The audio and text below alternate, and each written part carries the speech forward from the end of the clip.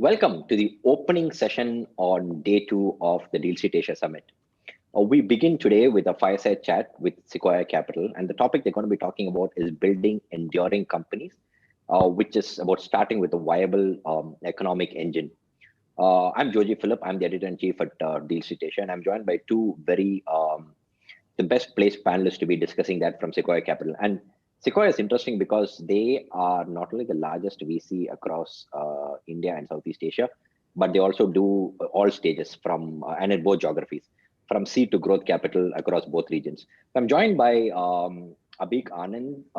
He's the managing director with at Sequoia Capital, and Rajan Anandan, who is the managing director, Surge and Sequoia Capital India. I just want to put a little bit of big pictures, things in context to start with. Abheek had joined us for a webinar earlier this year that is just after COVID, etc. And one of the things that he had talked about was being an entrepreneur today is like, or being an entrepreneur is like running an ultra marathon where founders need to be like stay in form for at least 10 years. And even some of the world's best sports teams don't have a 10-year run. So I'm just going to be talking about how do founders focus on building a lasting, sustainable business model over such a long time, and what happens when unpredictable stuff like COVID interferes, because nobody had planned for something like this. Does that mean that 2020 could spell an end for the vanity matrices that many of the investors or companies were looking at earlier, which is all about growth numbers, top line numbers? So let me start with a big picture question to both of you. And because Sequoia does across both regions, Abheek, Rajan, have you noticed over the last 8 to 10 months, have you noticed any big differences in deal making when it comes to Southeast Asia and India? That's a big picture question to start with. Either of you can take it. Abheek, why don't you start, Abheek? Sure, I'm happy to go.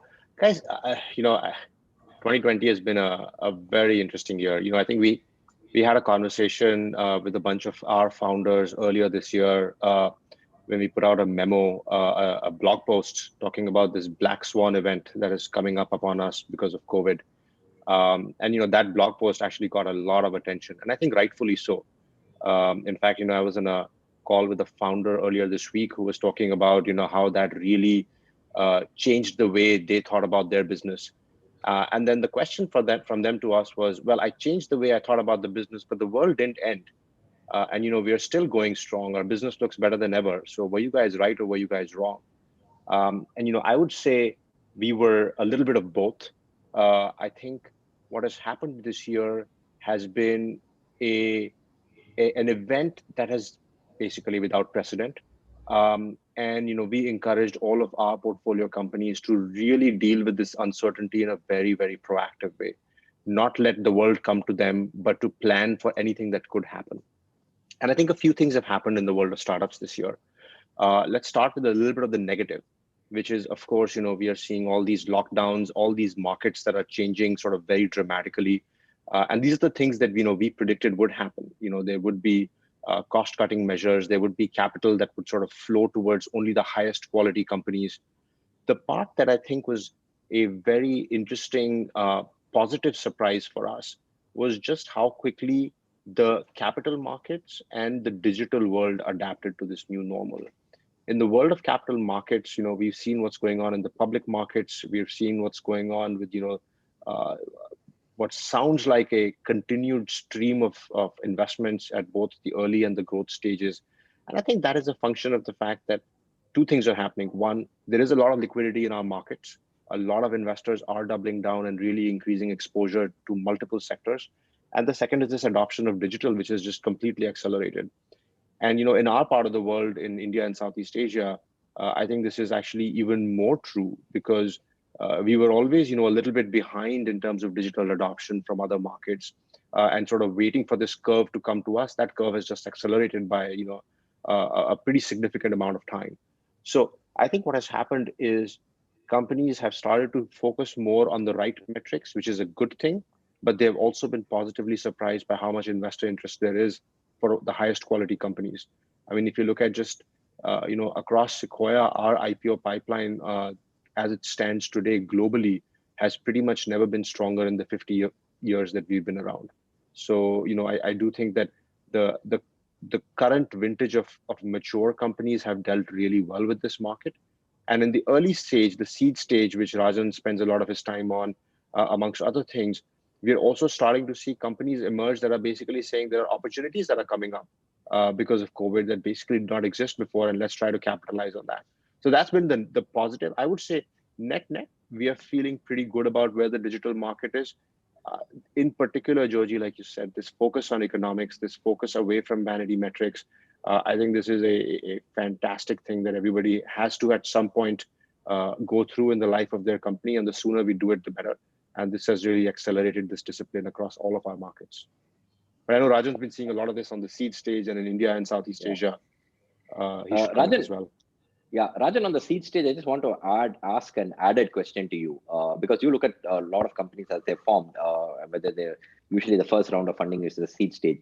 So has a new normal for seed stage companies today that they need, they need a absolute minimum in the business plan? Is that a new normal for seed stage companies, which did not exist earlier? No, I think, Joji, look at seed stage. So Sequoia has a program called Surge, right, which is our program for seed stage companies where we invest across India and Southeast Asia. We invest $1 to $2 million, and then we have a 15-week program that we take our companies through. So first thing is, look, I don't think the stage, matters, right? So in fact, today we are announcing our fourth cohort of 17 companies that we're very excited about. So very soon you'll know the 17 companies that we have across India and Southeast Asia. Of the 17 companies, Georgie, 6 of them, when we invested in the companies, they were pre-launch, right? So seed continues to be, sort of think of it as pre-launch, or you've launched and you've got a bit of early traction, or maybe you've got a couple of 100,000 users or a couple of $100,000 of revenue. It's a range of companies. I don't think that has changed. I do think what has changed, one is just a market factor that we're seeing. We're seeing founders who have more experience. Either they've come out of, sort of large successful startups, be it a Gojek or a Tokopedia or a Grab or a Google, etc., or in India, companies like Freshworks and Flipkart and so on. Or they've actually, they're second or third time entrepreneurs, right? So if you look at our current cohort of Surge, you'll see quite a number of founders where this is not their first rodeo, right? This is their second, in some cases, third companies that we're building. So we've seen a change in and by the way, this has happened in our ecosystem every single year, right? Every single year, I've always been amazed that the quality of the founders who are starting up continues to go up. So that's number one. I think second, you're also seeing companies that are much more focused, in exactly what problem that they want to solve, right? And I think this is largely tied to the first point I made, which is more experienced founders, right? So even before they start, they have a very clear view on this is the user base we want to target, this is the problem that we're going to target, and as a result, I think they get off the ground much faster. So it's much faster than it used to be, right? So the kind of scale up that the pace of build out that we see in the 0 to 1 journey is much faster. And I think the third thing that has changed, I would say, over the last 6-7 months especially, is many more companies trying to build digital only businesses, right? So both in Southeast Asia and India, as you know, we've got examples of very large and very valuable companies that have been built up in sort of online, offline, right? Whether it's in mobility, whether it's in hospitality, whether it's in co-living.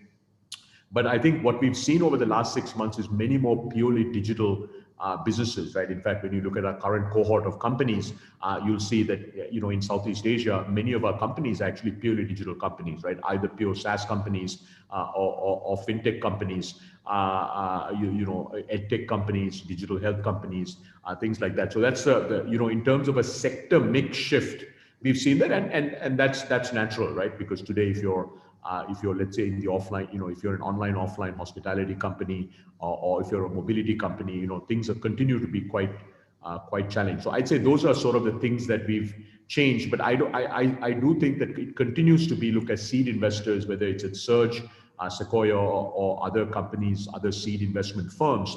Fundamentally, we are trying to bet on extraordinary founders, right? And we continue to believe that, and we continue to bet on great founders, even at pre-launch stage. As I said, 6 out of 17 companies we invested in before they launched. Got it. Rajan, when just listening to you, just 2 points I wanted to ask you. This came to my mind when listening to you. One, you talked about extraordinary founders, the quality of founders. So crisis has always produced opportunity. So the first point I wanted to ask you is, does crises like this provide an opportunity for potential founders who have great business ideas to step out and execute? That is one. And second, you also talked about digital only businesses, a lot of digital only businesses. Do we, for example, can we look at, do we see possibilities of new companies being created where the teams can be spread out across, like a company could be created where it could be Bangalore and Jakarta? I'm just an example, or let's say Bangalore and Vietnam or Philippines or whatever, where the teams can, even from day one, the teams can be across India and Southeast Asia. Yeah, let me answer the second part of that question first. So 11, actually 12 out of 17 companies, Joji. I'll use this, the fourth cohort of Surge, because today you'll know, I think everybody will know who's in this cohort, are actually either regional or global from day zero. They are built for regional or global scope, right? We have, I think, at least, and more than half our companies are actually global from day zero. So they intend to be global businesses, right? So from the time that they started, and even in Southeast Asia, you'll see some very, very interesting companies. We have a company in Vietnam that is basically, it's a SCA-wide company from day zero, right? So I think that's the benefit of, if you look at Southeast Asia today, there are 400 million connected internet users. You look at India, there's 500 million, truly connected, right? Monthly active. So across our region of India and Southeast Asia, we have close to 900 million monthly active users, right? And then the reality is, if you've got a purely digital business, it doesn't matter whether it's a software business, a SaaS company, or whether you're an edtech company, or whether you're a payments company, you can actually target, the 4 billion plus consumers around the world. So this is absolutely happening. And I think, as all of you know, I mean, in many ways, right, the first set of mega companies in Southeast Asia, especially, were built, either, Indonesia centric or SCA centric. And we do think that, over time, you'll see more and more companies that are, regional or global from day zero. In fact, 2 of our companies in the current cohort from Southeast Asia, the Vietnamese company is focused on the SCA region. In fact, they're already in, I think, 4 out of the 6 major SCA countries. The other 2 there are 2 more that you'll see that are slightly earlier stage that are actually targeting to be global in scope based out of SCA. Yeah, and the other question I had was on the digital. Is it the best time to start if you're a founder with? No, absolutely. Look, I think times like these, Joji, are extraordinary times to start, right? And as Abheek mentioned, one of the things that we underestimated, I think, as a firm, we got a bunch of things right. We assumed that economies would be very challenged.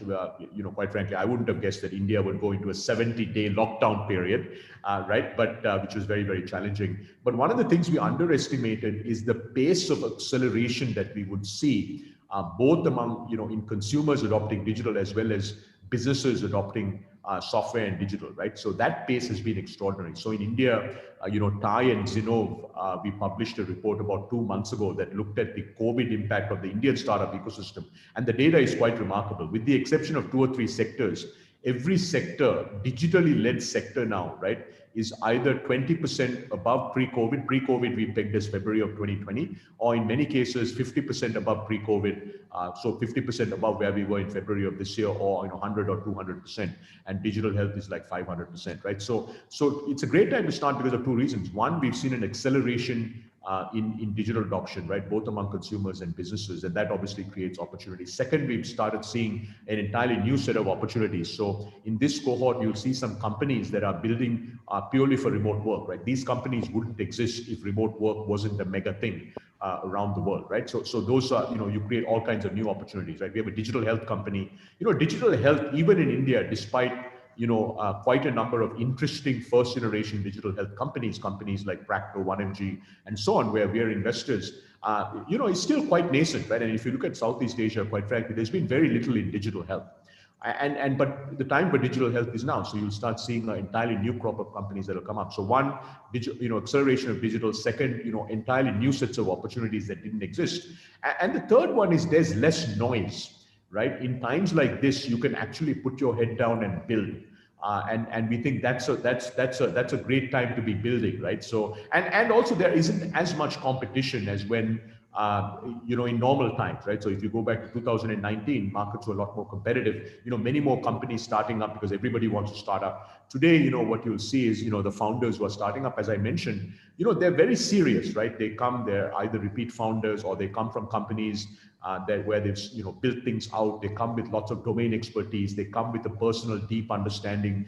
They felt the pain themselves. So you have less, in many ways, less competition, right, and less noise in the market, right? So I know this is a conference that you guys are having. There aren't as many conferences to go to, which is good. They can just put their heads down and build. So all of those reasons make it actually a great time to be starting up. And we actually, if you go back to the global financial crisis, right, 2008, 2009 crisis, I mean, that's when Stripe was founded. That's when Airbnb was founded, right? And in fact, as Sequoia, when you go back and look at the last 30 or 40 years, you look at some of the best companies that Sequoia has partnered with around the world, many of them were actually founded during periods like this, right? Now, obviously, this is a crisis of a scale we haven't seen in 100 years, so it makes it even more interesting. So I would say if you're thinking about starting up, this is actually a fantastic time to be starting up. Got it. Abheek, I just want to shift gears and come to you. I wanted to start off, actually, initially we wanted to start off with the Black Swan memo that you sent up, but you touched on that. I want to take that conversation, move it forward a bit. Just wanted to ask you, in your opening remarks, one of the things that you had mentioned was also in terms of the flight to quality. So I just want to ask you, after the memo, there's been, it's understood there is a flight to quality, there is plenty of capital available. A lot of companies, I'm not talking about your portfolio, but generally a lot of companies, be it Southeast Asia or India, were initially being rewarded for top line growth. They were using that to raise capital, do more rounds and all of that. Many of them have changed their way of thinking, they changed their way of working. How have you seen it when interacting with founders? How are these companies being able to sort of make these shifts? Because you were chasing certain matrices in the beginning, and all of your funding, everything was based on that. But now you have sort of changed. And do you think some of these companies have even lost out maybe lower valuations and all of that because they changed the way or the matrices change and how investors looked at these companies? Yeah, Joey, I think that's a question that a lot of people bring up. And frankly, at Sequoia, we don't care about valuations as much as we care about the underlying quality of the business long term. And the way we think about every business is that in the life cycle of every company, there are different things that matter depending on what stage the company is at. At the end of the day, if your objective is to build a large, enduring company, and that's the kind of companies that we want to partner with, you have to build something that is, going to last for a long time, is going to be very profitable, and is in a market that is sort of secularly growing and seeing tailwinds. What ends up happening is that when people start a company, they're not thinking about profitability. It's a founder with a vision in her mind about what she wants to build. And that vision is essentially, really just sort of manifesting itself in some kind of a product. I mean, that's the first thing that happens. And that's when they come and intersect with us in terms of, the Surge program, in terms of our seed fund. And like Rajan mentioned, these are companies that we invest in, often even pre-launch. Once the company has launched, there's a lot of different directions a founder can take a company in. The most obvious one is this sort of, push towards growth. And growth is often rewarded by investors, but growth is rewarded not because of absolute scale, but because it is demonstrating A, that the founders can execute, B, that there is product market fit, and C, that there is actual market leadership. Right? People want to reward and invest in companies that have market leadership. And the best proxy for that is the rate of growth that you have. And so in the early days of a company's life, growth is rewarded. But the thing that we often stress to our founders is that while growth is a very important number to keep in mind, another thing that matters perhaps even more is the quality of what we call the economic engine that the business has built, which is, what proof points do they have that the business, when it gets to scale, is actually going to be a profitable, and large company. And that comes from a few data points that founders have to come up with during the course of this company's life. For example, getting unit economics to work. For example, getting pricing right. For example, getting a go-to-market engine going so that they can actually deliver the product in front of their customers in a manner where the economics make sense. And those are all data points and milestones that a company has to achieve at some point in their journey towards growth. The reality is that in the early days of a company's life, people get rewarded for growth. But as they get to 100, 200, $500 million of valuation, investors are no longer just blindly looking for growth. They're looking for the underlying quality of the business. Now, in a bull market, what ends up happening is that milestone, whatever, the $400-500 million valuation growth round keeps getting pushed out, and people are able to raise at higher and higher prices without having those proof points in place. In a market where there's a little bit more, sort of caution in investors, that deadline sort of starts to get pulled in. And that's what we are seeing happening right now. What we always remind our founders is, it doesn't matter whether this shows up at $100 million valuation round or $1 billion valuation round. At some point, you have to demonstrate an economic engine. The sooner you can do it, the better. You always have to have a trade-off in terms of making sure you have that market leadership, that demonstrated growth, that demonstrated product market fit. But proving the quality of that economic engine is a non-negotiable in the life of every business. As far as Sequoia is concerned, we always encourage our founders to try to pull that in sooner rather than defer it to later, because it's very easy to kick the can down the road. And sometimes when bull markets reward that kind of behavior, founders tend to do that. But there is always a time in a founder's life when he or she has to kind of prove that, and it's much easier to prove that at a smaller scale than it is at a later scale. So I think from our perspective, we are actually thrilled to see founders are talking about unit economics very, very early.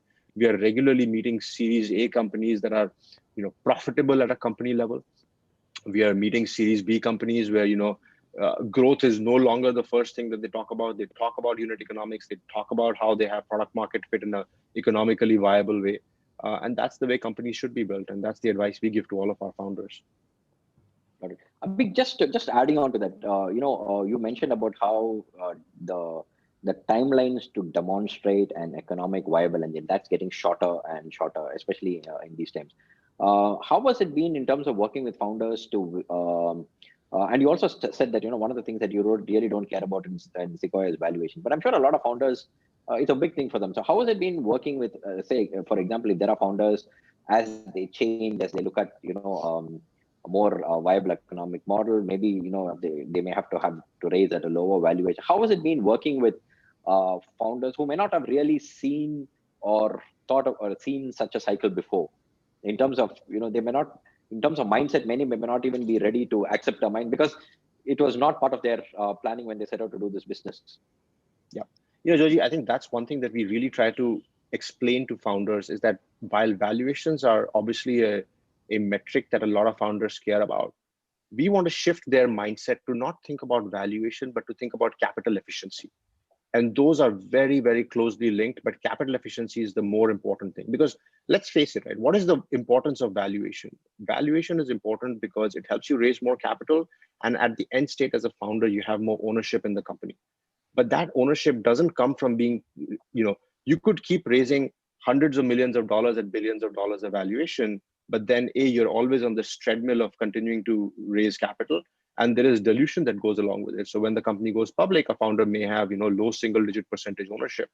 But if you're able to build a economic engine early, and if you are able to build the business in a capital efficient way, you need less money. And so therefore you are less, likely to always be sort of thinking about the next round of funding. But and more importantly, economically from a founder, you just end up owning more because you have less dilution along the way. And so while valuation is an interesting indicator, it's a proxy for capital efficiency. And there are examples of many companies all over the world where some founders end up raising billions of dollars and end up owning 5% at the end of the day, and there are other founders who will end up raising high double-digit million and end up owning 50% of the company, and each of those companies gets to be very valuable. We think the latter is a far better way to build a business than be in a market where you're so beholden to capital that you have to keep raising and keep diluting constantly. Rajan, let me come to you. One of the things that you mentioned many times earlier was the quality of founders. You mentioned about how many of the founders in the current, the fourth batch of Surge, like many of them have like maybe their second or third, they've already done a startup before, or some of them have come from unicorns like Tokopedia or the other Gojek and the others in the region. We've seen that play out in India where, the Flipkarts have produced, or the Paytms and all of that have produced a series of people who executives, top executives who sort of went on to do successful startups. Our topic today is also building a viable economic model. Is there a relation between founders who have done a couple of startups before, or founders who have like been part of some of the larger internet startups or unicorns, and when they set up to build their own companies, are they able to sort of build viable companies at a quicker, faster scale than first-time founders? I think, look, it's difficult to generalize, Joji. If you look at it, right, the most successful companies on planet Earth, they were all first-time entrepreneurs, right? Zuckerberg launched Facebook while he was at Harvard, so did Bill Gates. Larry and Sergey just after finishing their PhDs from Stanford. Michael Dell when he was in his dorm room. And Jeff Bezos after being an investment banker, right? Those companies were their first companies, right? So I think we have to be very careful. I mean, the reality is, even if you look at our current cohort, right, we have some extraordinary founders. This is their first company, right? It's not their second or third company, and some of them are actually in our current cohort. We have some founders who are very, very young. I think what's important is, there's a reason why, sort of we have this concept called founder market fit. And maybe I'll pick one company and give an example of that. So Rich Panel, right? Rich Panel is a very interesting company. They're building a SaaS product for e-commerce companies, right? To help with, it's a new way of doing, help desk and customer service for e-commerce companies, right? It's based in India, but it's a truly a global from day zero business. Amit is a co-founder and CEO. From the time he was 15, has been building websites, and from the time he was 17, was consulting to US e-commerce companies. Right now, in his early 20s, and Rich Panel is his first company that he founded, right? But he has such a deep understanding of the challenges that e-commerce companies face, and he had this insight of building a new kind of customer service platform, right, for e-commerce companies. He had a very, very deep understanding of that problem, right? So that's an example of, Amit didn't work for a Flipkart or a Google. This was not his second or third company. It's his very first company. But he's got a very, very deep understanding of the problem, right? So that's not to say you have to understand something and experience something for 10 years before you do it. But I think, either it's something that you personally feel, you felt the pain, right? And you really, have this deep desire to try to solve the problem, or you've actually been in a bunch of companies where you've seen companies getting built out. Now, the only other thing I would add is, we have a range of founders, right? As I said, we have repeat founders, second time, third time founders. We have founders who actually, in this cohort, we have two founders who've actually run billion-dollar businesses. I mean, it's quite extraordinary. But at the same time, we have the early 20s, first-time founders who are sort of missionary, who are building these extraordinary companies. But what we try to do, Joji, in Surge, it's capital. We invest $1 to $2 million upfront, as soon as we decide to partner with a company. And then we have a 15-week program.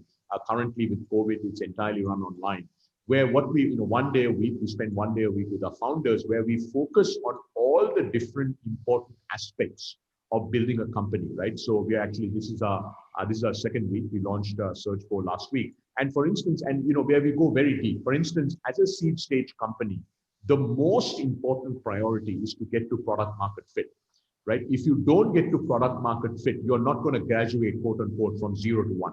0 to 1 is where you play in seed stage. And the most important thing you have to do is you have to get to product market fit, right? So we spend a lot of time in Surge, helping companies understand, do they have product market fit? Most of them obviously do not. But more importantly, then how do you get to product market fit, right? We focus on how do you drive capital efficient growth. We focus on business models, to Abheek's point, right? At a seed stage company, very few of them will have a business model. But the reality is, by Series B and C, you need to have a viable economic, you need to have a business model, right? And then very quickly after that, you have to have a viable economic engine. So what we try to do in Surge is we try to focus on all the important aspects of what does it take to build an enduring company? Because one of the insights and learnings for Sequoia over 50 years is a lot of the things that make a startup an enduring company 5, 10, 15, 20 years from now are based on design decisions that were made in the first year of a company's journey, right? Because you can't wake up 5 years from now after you raise 100 and 200 million dollars, you've got 3,000 people in your company, and say you're going to become a great place to work, that you're going to hire A talent, right? The company culture is really determined by the first 50 people you hire, right? By the time you have 50 or 100 people, your culture is set. Either you're going to have an awesome culture, you're going to have awesome talent, or you're going to have hired mediocre talent and you're going to end up with a terrible culture. So what we try to do is, we have this very deep belief that these design choices have to be made very early in a company's journey, and we try to help these companies make those decisions very early, and that's really what Surge is all about. Got it. Rajan, we're running out of time. I just have a quick one last question before I come to ask you both for your outlook for 2021. One of the common complaints that we have from other VCs is that, because you handle Surge, is that Surge raises startup expectations, and also in terms of valuation, skewing the market both in Southeast Asia and India. Just quickly, just wanted to know what's your reply to that complaint. Yeah, so look, firstly, one of the reason that Sequoia launched Surge, right? Shailendra, Abheek, and the rest of the partnership, I actually joined after Surge was launched, was because of several very significant gaps that the firm saw at seed stage. One of those gaps, Joji, was this the observation that Sequoia had, seeing so many companies, is that it took 2 or 3 rounds of financing for a seed stage company to get to Series A, right? You'd raise 200K, then you'd raise 500K, then you'd have to raise $1 million before you got the company to a stage where you could actually raise a $5, $6, $7, $8 million Series A, right? Now, this created 2 issues, right? One of the co-founders, if there were 2 co-founders in the company, was spending almost all his or her time raising funding, and that's not good, because you're not spending. That's time that should be spent, building product, finding product market fit, and building the company. The second is it caused tremendous, dilution, right? So we were seeing lots of companies, that had given away 30, 35, 40% of their company even before they got to Series A, right? And then that's a real recipe for disaster, because that leads you to where Abheek was talking about scenario 2, which is, you end up with 3% of the company, by the time the company is a large company. So we wanted to sort of give companies enough capital at the seed stage, and also really not take too much of the company, right? So that's why we said, look, we'll give $1 to $2 million per company, and we do think with $1 or $2 million, you can get the company to a stage where you can raise a Series A, depending on the industry. And also, be very thoughtful and mindful about founder dilution, right? Because you should not be giving away 35 or 40% of your company before you get to Series A. So that was really the design choice that we made as a firm, right? As Sequoia and as Surge, on how we thought about the amount of capital we'll invest in a company, as well as the kind of valuation that we would look at a company. Now, all this being said, look, the reality is, we'll invest in 30 to 40 companies across India and Southeast Asia, Joji, a year. Half of those companies, so say 15, 20 companies, would come from Southeast Asia. If you look at Southeast Asia, even this year, with slightly lower levels of startup activity, right? Number of new companies being founded, there were like about 170 companies that have been financed across Southeast Asia year to date in the year 2020, right? So you're looking at less than 10% of companies that we would invest in. So with less than 10% of companies that we're investing, you can't really move pricing in a market, right? And the only last thing I would say is, look, one of the things we've learned is, what matters as a seed stage investor is not how much of the company you own per se, right? But are you in the right companies? Are you investing with the best founders who are going to build, 5, 10, 15, 20 years from now, they're going to end up building, legendary companies, right? So that's really the question. And whether you entered at 4 million pre-money or 10 million pre-money actually doesn't matter, right? And that's actually that's something that I've personally learned over the last 15, 16 months that I've been at Sequoia, which is what really matters is, are you able to partner with the absolute best founders, as opposed to are you getting in at 3 million pre or 10 million pre? That doesn't really matter as much as are you getting into the right companies. But at the end of the day, look, we believe that you have to do the right thing for founders, and the right thing for founders is give them enough capital so that they can focus on building, and also really give them enough, make sure that they have enough ownership in the company so that they have the incentive to keep building for 10, 15, 20 years.